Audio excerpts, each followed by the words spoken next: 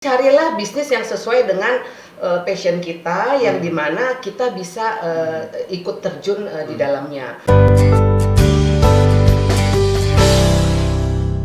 Oke, tadi Bu Ita sampaikan bahwa memilih bisnis franchise salah satunya yang perlu diperhatikan adalah bisnis yang sudah proven. Iya. Yang kedua adalah bagaimana bisnisnya apakah tetap ramai gitu ya. Jangan sampai bisnisnya hanya awal-awal saja ramai gitu ya.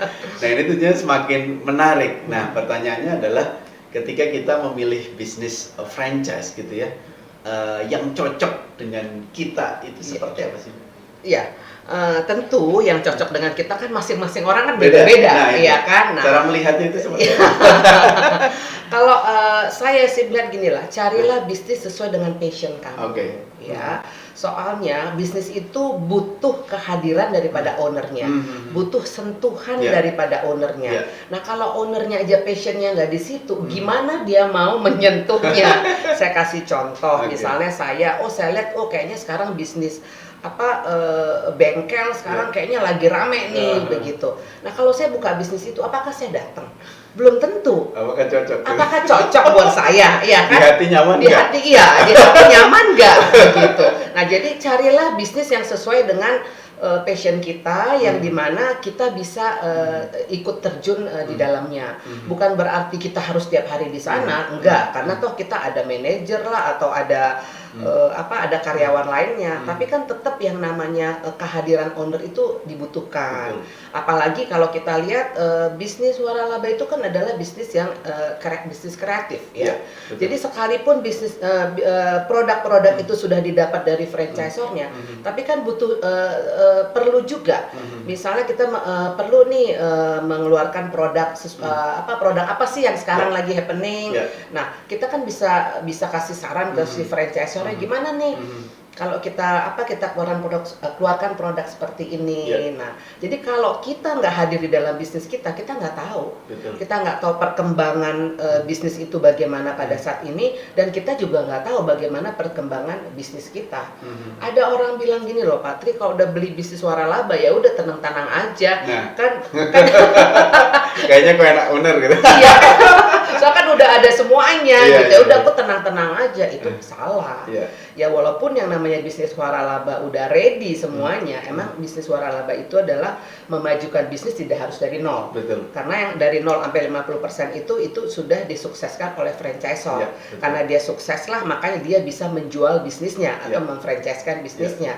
Sehingga si franchisee itu atau yang membeli bisnis tersebut dari 50% ke 100%. Nah, dari 50 ke 100 bukan berarti kita hanya tenang-tenang di rumah. Upaya franchisee ya, Bu ya? Iya, harus ada upaya franchising, bukan hanya kita investasi investasi modal, habis itu kita nggak ngelakuin apa-apa. Nah, itulah yang suka salah di pemikiran teman-teman pelaku usaha. Jadi tetap dibutuhkan kehadiran kita. Jadi seperti tadi Pak Tri bilang, jadi bisnis apa ya, carilah yang nyaman buat kamu, yang kamu rasa kamu juga mampu untuk memajukan bisnis tersebut. Walaupun, tapi kan saya nggak ngerti Bu, begitu kita beli bisnis franchise, owner di training kok. Owner, manajer, karyawan itu di training semuanya. Jadi nggak ada alasan buat kita bahwa kita itu tidak bisa. Itu yang tidak bisa itu sebenarnya bukan tidak bisa, tidak mau dianya. Kalau bisa, menurut saya semua orang bisa, manakala dia diberikan pembelajarannya seperti itu. Bu Ita, di bisnis waralaba ini kan biasanya mereka menawarkan suatu peluang usaha dengan skala investasi tertentu, ada peruntukannya, kapan baliknya gitu. Apa yang perlu didetailkan atau perlu dicermati di proyeksi dari angka yang disampaikan oleh franchise? Iya, memang kan kadang-kadang angka yang ditampilkan itu kan wow ya. Jadi wow sehingga membuat kita menjadi terpesona akan angka-angka tersebut. Memang yang paling perlu dicermatin adalah tadi yang tadi saya katakan, dilihat juga itu kan berapa lama sih, berapa lama sehingga terjadinya angka yang wow tersebut, begitu. Nah, dalam jangka waktu itu berapa banyak gerai yang dia bisa buka. biasanya logikanya kalau bisnis itu sukses nggak mungkin dong buka cuma satu aja, Betul. pasti akan buka 2, 3, 4. Betul, Nah, ya. jadi dengan semakin dia banyak dibuka gerainya, kita bisa melihat tingkat kesuksesan dia dalam menjalankan bisnis tersebut seperti itu. Dan yang paling utama, Patri, yang sering terjadi akhirnya terjadi dispute adalah ada di dalam perjanjian itu ada bentuk perjanjian komitmen masing-masing pihak. Nah, itu yang harus dilihat. Ada kewajiban masing-masing pihak, tugas dan tanggung jawab masing-masing pihak, dan komitmen masing-masing pihak. Sehingga pada saat nanti tiba-tiba di kemudian hari terjadi sesuatu yang tidak sesuai yang kita sepakati, kita bisa kembali kepada perjanjian tersebut. Karena di perjanjian tersebut disebutkan bahwa apa yang menjadi tanggung jawab si franchisor, apa yang menjadi tanggung jawab si franchisee. Jadi kalau dengan perjanjian yang benar itu bisa saling melindungi masing-masing pihak. Karena memang bukan berarti semua berjalan mulus ya. Karena itu kenapa terjadi dispute? Satu, mungkin franchisor kadang-kadang terlalu memberikan janji-janji manis. Terus yang kedua, terus franchisee-nya kenapa? Franchisee dia tidak melakukan apa yang menjadi kewajiban dia. Nah, itulah hal seperti itu yang bisa terjadi dispute antara franchisor dan franchisee, dan makanya itu harus dicermatin di perjanjian. Walaupun perjanjiannya tebel, mohon dibaca ya kan. Kadang-kadang udahlah tebel banget, males toh udah diomongin, udah tanda tangan aja. Nah, itu salah ya. Jadi untuk melindungi masing-masing pihak, marilah kita membaca perjanjian tersebut. Kalau ada hal-hal yang kurang jelas, itu sebaiknya ditanyakan dari awal. Jangan ditanyakan pada saat sudah terjadi dispute-nya seperti itu. Nah, ini kan menarik Bu Ita, ketika kita di perjanjian waralaba atau franchise ini kan banyak pasal gitu kan. Iya. Nah, biasanya kan tadi muncul ada kewajiban franchisor, ada kewajiban penerima waralabanya gitu ya. Nah, biasanya kewajiban franchisor yang general itu atau yang umum itu yang diberikan kepada mitranya atau franchisee-nya itu seperti apa tuh? Kewajiban dia itu biasa salah satunya adalah mereka akan mereka melakukan kunjungan atau melihat jalannya bisnis tersebut. Karena si franchisee kan baru nih. Betul. Baru. Jadi kan akhirnya kan dia harus di-lead dong, ya kan? Nah, setelah dia di-lead kan bukan berarti harus ditinggalkan. Betul. Nah, dia tetap harus diperhatikan, harus dilihat agar apa? Agar produk-produk yang dihasilkan si franchisee itu sesuai dengan SOP-nya seperti itu. Nah, itulah yang biasanya yang harus dilakukan oleh franchisor. Bukan berarti franchisor begitu dia terima franchisee-nya, ya udah kamu jalan aja sendiri. Nggak boleh. Nggak boleh itu. Dia tetap harus tetap harus dia lakukan, harus di-maintain si franchisee-nya. Karena apa? Karena kesuksesan franchisee itu adalah kesuksesan franchisor. Kalau sampai franchisee tutup gerainya, yang akan menjadi bad image bukan franchisee, tapi adalah brand si franchisor tersebut. Jadi supaya brandnya bisa tetap terjaga, harus dijaga juga si franchisee-nya. Agar apa? Agar dia bisa tetap menjalankan bisnisnya sesuai dengan apa yang sudah disepakati atau tadi sesuai dengan SOP-nya. Jadi jangan sampai masa makan di A dengan makan di B itu berbeda. Dengan brand yang sama. Dengan brand yang sama. Nah, kalau terjadi seperti itu gimana tuh biasanya? Ya, kalau terjadi seperti itu biasnya akan dilakukan peneguran terlebih dahulu. Jadi si franchisor biasanya akan menegur franchisee dulu. Ada faktor apa? Ada faktor apa nih? Begitu. Rasanya berubah. Berubah. Nah, itu akan dicek nanti. Apakah mungkin ada bumbu-bumbu yang dikurangin untuk menekan kos? Kan itu bisa dilakukan gitu kan, yang harusnya kan nggak boleh. Karena apa? Karena franchisor itu kan juga sudah menghitung berapa keuntungan franchisee. Karena kan nggak mungkin juga orang mau membeli franchise-nya kalau dia nggak untung. Ya kan? Nah, biasanya ada juga franchisee yang mau untung lebih banyak daripada yang udah diberikan. sehingga terjadilah pengurangan-pengurangan bahan-bahan yang dipergunakan untuk memproduksi produk tersebut. Dan itu bisa terjadi standarnya berubah. Gitu. Iya, kalau jadi iya dong. Kalau dikurangin segala kan standarnya berubah, rasanya berubah, jadi semuanya berubah. Dan itu mengakibatkan konsumen jadi males datang lagi. Nah, kalau konsumen nggak datang, ya omset kan makin turun. Lama-lama menjurus ke apa? Penutupan. Nah, ini menarik. Nah, untuk menghindari resiko di dalam bisnis franchise nih, apa yang perlu diperhatikan? Poin-poinnya supaya tadi jangan sampai tutup tuh gerai.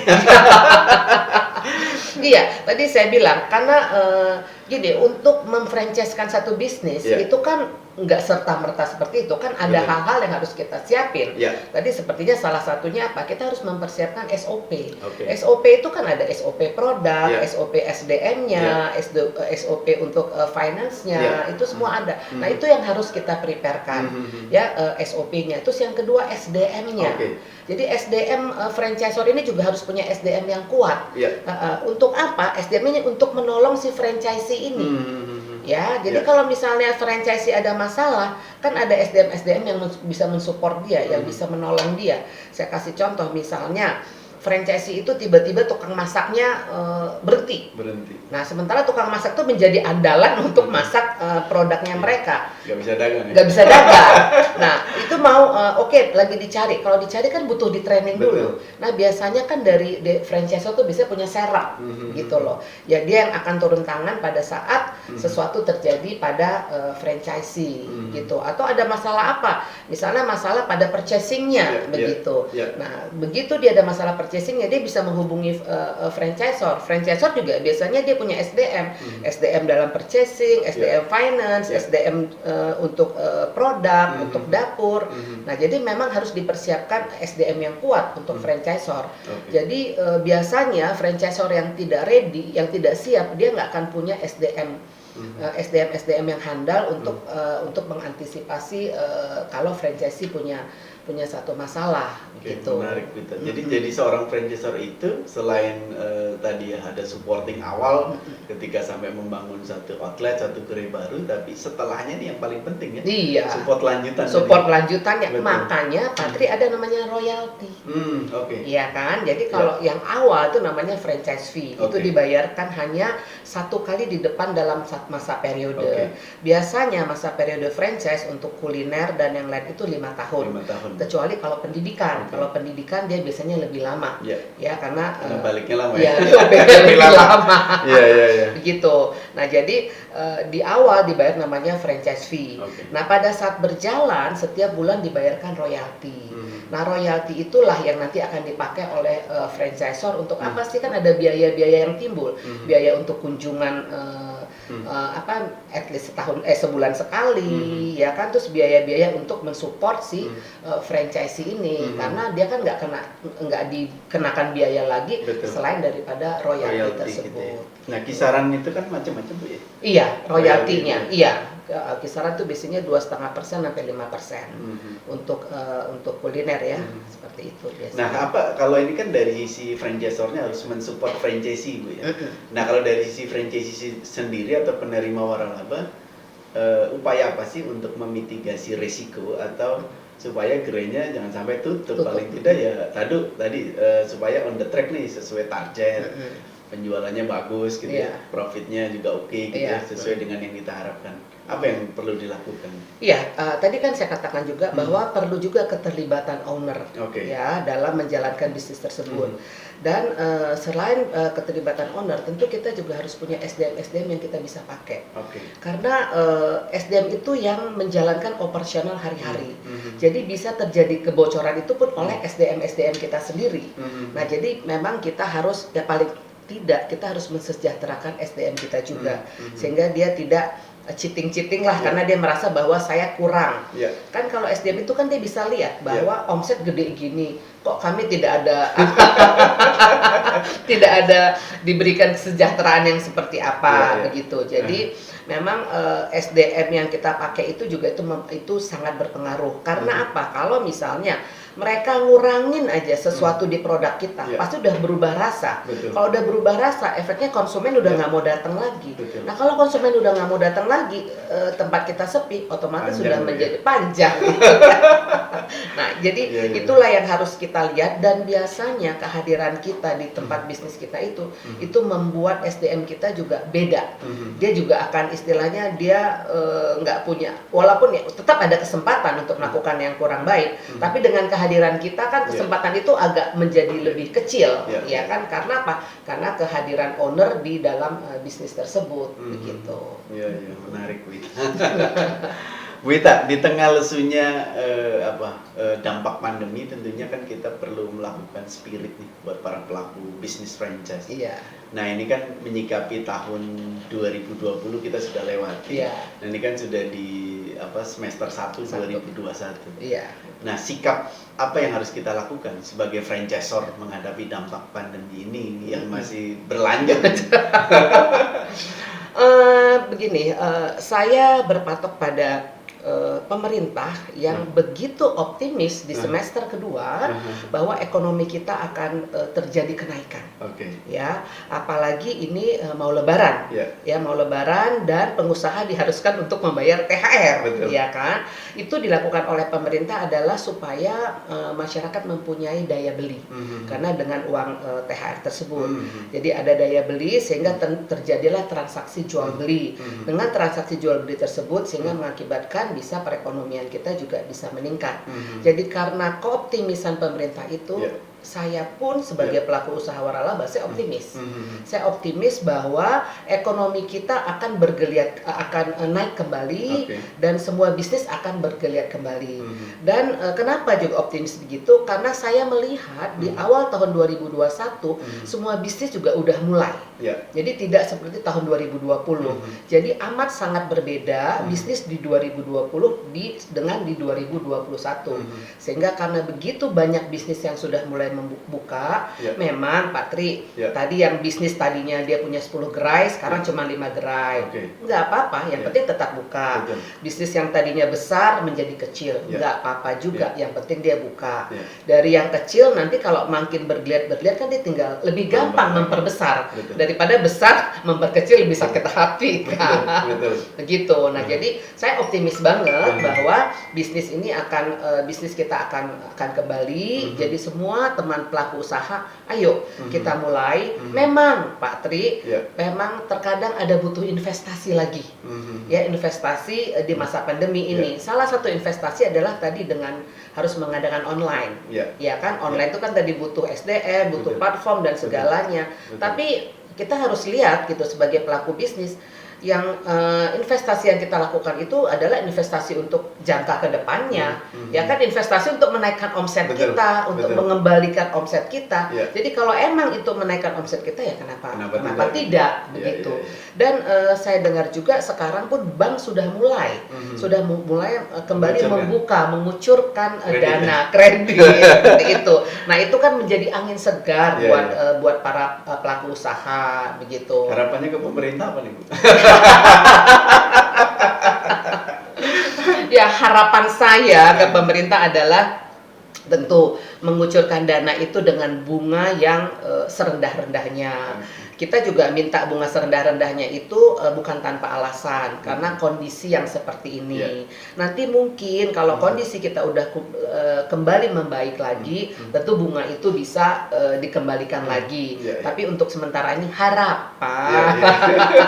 harapan pelaku usaha untuk benar-benar mensupport pengusaha dengan memberikan bantuan modal dengan bunga yang tidak terlalu tinggi, dengan persyaratan yang tidak terlalu ribet. Jadi seperti bank ini merupakan perpanjangan tangan pemerintah untuk mensupport para pelaku usaha, khususnya pelaku usaha waralaba. Oke, menarik. Bu Ita, sekarang ini kan vaksin sudah mulai didistribusikan, gitu ya. Sudah jutaan orang sudah divaksin gitu ya. Nah, ini kan tentunya berdampak positif nih buat pelaku industri ya, pelaku usaha, karena optimis itu muncul gitu ya, karena orang semakin berani untuk keluar rumah gitu, juga sudah mulai berbelanja lagi gitu. Kenapa Bu, dampak positif terhadap pelaku usaha. Pelaku usaha, iya. Dampaknya positif banget sehingga dengan telah dilakukannya vaksin itu kan membuat rasa kepercayaan di masyarakat tuh meningkat. Yeah. Dia percaya diri untuk dia bisa keluar rumah. Dia percaya diri untuk dia bisa beli sesuatu dengan langsung ke gerainya seperti itu. Nah, itu karena apa? Itu karena ya mereka percaya dengan ada vaksin itu artinya yang namanya pandemi bisa segera tertanggulangi. Nah, dengan akibat daripada itu akhirnya transaksi semakin banyak, Pak Tri. Transaksi semakin banyak artinya apa? Omset juga semakin meningkat. Mall makin ramai. Mall makin perhatiin loh Pak, ini sekarang saya tadinya nggak berani ke mall, saya harus ke mall karena saya mau lihat. Ternyata di mall rame. Dan di kafe, di restorannya, apalagi family restorannya, itu juga rame. Ya ini karena apa? Karena masyarakat udah bosan kali.